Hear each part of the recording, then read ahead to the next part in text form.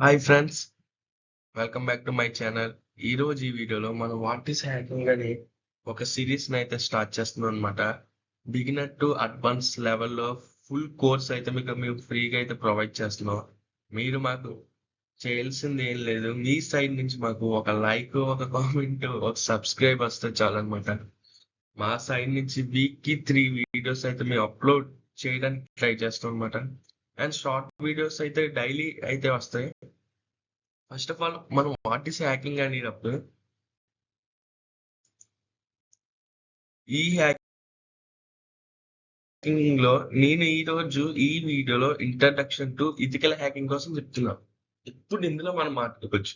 అసలు what is hacking అంటే ఇందులో 5 టైప్స్ అయితే పెట్టాను. What is hacking, types of hacking, red team and blue team, cyber security importance. మీరేం కంగారు పడక్కర్లేదు, ఒకటి ఒకటి మనం చెప్పుకుంటే వెళ్దాం.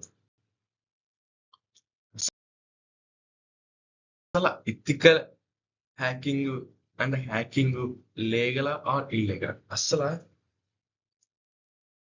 ఇథికల్ హ్యాకింగ్ అంటే ఏంటంటే మీ పర్సనల్ కంప్యూటర్లో ఉంటే లేకపోతే మీ వెబ్సైట్లోకి నేను మీ పర్మిషన్ తీసుకుని అందులో ఉన్న లూప్ హోల్స్ని కనిపెట్టి ఆ లూప్ హోల్స్ని ఫిక్స్ చేయడమే ఇథికల్ హ్యాకింగ్. అది లీగల్. అదే హ్యాకింగ్ అంటే మీ పర్మిషన్ తీసుకోకుండా మీ కంప్యూటర్లో ఆర్ మీ వెబ్సైట్, మీ యాప్, మీ నెట్వర్క్, మీ కంప్యూటర్ సిస్టమ్ వీక్నెస్ ఉన్న చోట నేను ఎంటర్ అయ్యి మీ దగ్గర నుంచి మీ ప్రైవసీ డేటాని నేను తీసుకుంటే అది ఇల్లీగల్ అనమాట. ఇప్పుడు అర్థమైందా? ఇథికల్ హ్యాకింగ్ అన్నవాడు పర్మిషన్ తీసుకుంటారు, ఇల్లీగల్ హ్యాకర్ అన్నవాడు వితౌట్ పర్మిషన్తో చేస్తారు.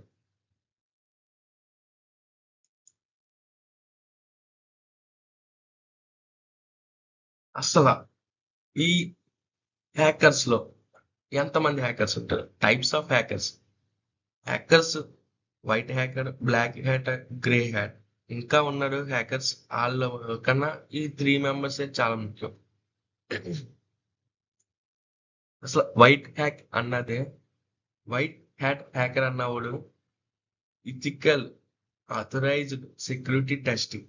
వైట్ హ్యాట్ అన్నవాడు మీకు ఈజీగా చెప్పాలంటే ఇథికల్ హ్యాకర్ అయ్యా. వైట్ హ్యాట్ హ్యాకర్ అంటే లీగల్గా మన వెబ్సైట్కి సెక్యూరిటీని ఇచ్చేవాడే white hat hacker. Okay. Black hat hacker అంటే ఇల్లీగల్ పని చేశారు.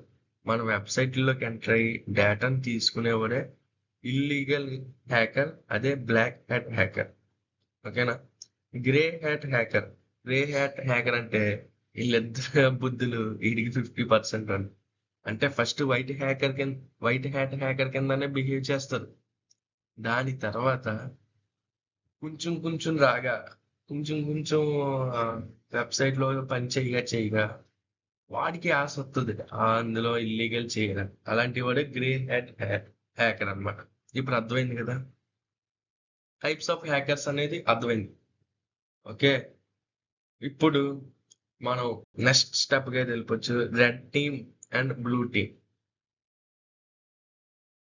అసలు రెడ్ టీమ్ అంటే ఏంటి, బ్లూ టీమ్ అంటే ఏంటో చూద్దాం. Red team attacks to find weakness, they simulate hackers to test systems. Red team ఇంకో విధంగా కూడా అనొచ్చు, అఫెన్సివ్. ఓకే. అంటే యుద్ధంకి ఇందులో ఇథికల్ హ్యాకింగ్ ఉంటుంది. ఇప్పుడు కొన్ని సాఫ్ట్వేర్ కంపెనీస్ వాళ్ళ వెబ్సైట్లో ఇథికల్ హ్యాకర్స్కి లీగల్గా పర్మిషన్ ఇచ్చి ఎక్కడెక్కడ లూపింగ్ హోల్స్ ఉన్నాయని అటాక్ చేయమంటారు. అర్థమైంది కదా? అటాక్ చేయమంటారు అనమాట.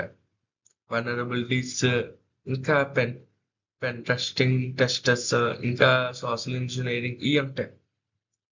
వాళ్ళ వెబ్సైట్లో లీగల్గా చేయమంటారు, అందుకే వీళ్ళు చేస్తారు. రెడ్ టీమ్, దానికి రెడ్ టీమ్ ఇంకోనేం ఉంది, అదే అఫెన్స్. ఇప్పుడు బ్లూ టీమ్ డిఫెన్స్ అయ్యా. వాడు అఫెన్స్ చేస్తే మన వాళ్ళు డిఫెన్స్ చేద్దాం.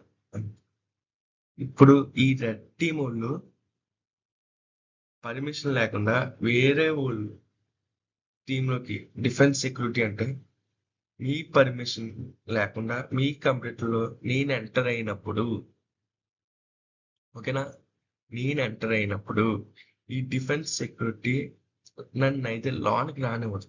ఒకవేళ లోనికి వచ్చినా నా అటాక్స్ కనుక్కొని నన్ను మళ్ళీ బయటికి తరివేస్తుంది. అదే బ్లూ టీమ్ డిఫెన్స్. ఓకే, అర్థమైంది అనుకుంటున్నాను. చాలా మంది అడిగే క్వశ్చన్ ఏంటంటే, ఇప్పుడు వచ్చే టాపిక్ అదే, ఇది difference of cyber security and ethical hacking. అయ్యా, సైబర్ సెక్యూరిటీ అంటే ఇన్ఫైనిటీ, ఒక సముద్రం లాంటిది. ఇంకా నువ్వు ఎంత నేర్చుకున్నా నేర్చుకోవాలి, మొలగాలి అన్నట్టు ఉంటది. అందులో one of the major role part of ethical hacking. Cyber సెక్యూరిటీలో ఒక పార్ట్ అనేది ఎథికల్ హ్యాకింగ్. ఇప్పుడు సైబర్ సెక్యూరిటీలో చాలా జాబ్ రోల్స్ ఉంటాయి. అందులో ఎథికల్ హ్యాకింగ్ అన్నది మోస్ట్ కామన్. ప్రతి ఒక్కరు ఎథికల్ హ్యాకింగ్, ప్రతి కంపెనీకి కావాలి అన్న ఎథికల్ హ్యాకర్ కావాలి. Okay, first step importance. అసలైంది ఇదే అయ్యా, ఇంపార్టెన్స్. నేను దీనికి ఇక్కడ ఎందుకు రాయలేదంటే,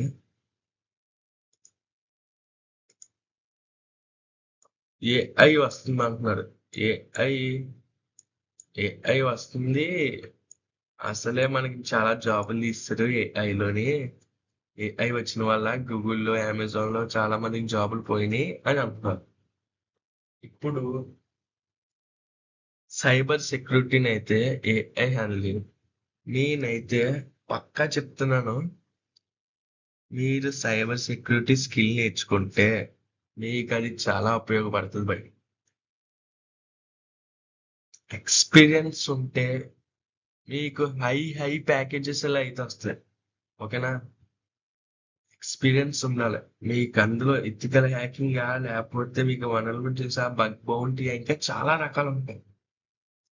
మీకు ఎందులో బాగా వర్క్ చేస్తారో అది ఎంచుకోండి. ఏఐ సైబర్ సెక్యూరిటీని ఇంకా బీట్ చేయలేదు. ఎందుకంటే ఏఐ అన్నదే మనం ప్రొమోట్ ఇస్తే వెబ్సైట్ డిజైన్ చేయడానికి కోడ్ రాసి ఇచ్చేస్తుంది. అదే ఏఐని మనం వెళ్ళి ఎలా నాకు హ్యాకింగ్ కావాలంటే అది చేయడం లేదు. అండ్ ఏఐ సైబర్ సెక్యూరిటీ దాంట్లోకి ఇంకా రాదు. ఓకే, ఈ వీడియో అందరికి అర్థమైంది అనుకుంటున్నాను. ఇప్పుడు దాకా చూసి మన కంటెంట్ నచ్చితే ఒక లైక్ అయ్యింది అబ్బా, ఒక కామెంట్ కూడా పెట్టండి. మీకు ఇంకా డౌట్స్ ఉంటే కామెంట్ అడగండి. నెక్స్ట్ వీడియో కూడా నేను అప్లోడ్ చేసేస్తాను. నెక్స్ట్ వీడియో కెరియర్ జాబ్స్ మీద స్టెప్ బై స్టెప్ వెళ్దాం మనం. ఓకేనా, బాయ్ బాయ్, థ్యాంక్ యూ.